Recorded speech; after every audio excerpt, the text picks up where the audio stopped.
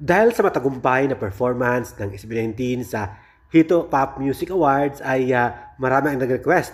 Marami ang interesado sa kanilang concert na simula at wakas, especially ang mga Taiwanese 18 at casual at fans at nag-request ng panibagong ticket, additional tickets para sa concert na simula at wakas ngayong June 29 sa New Zep, Taipei.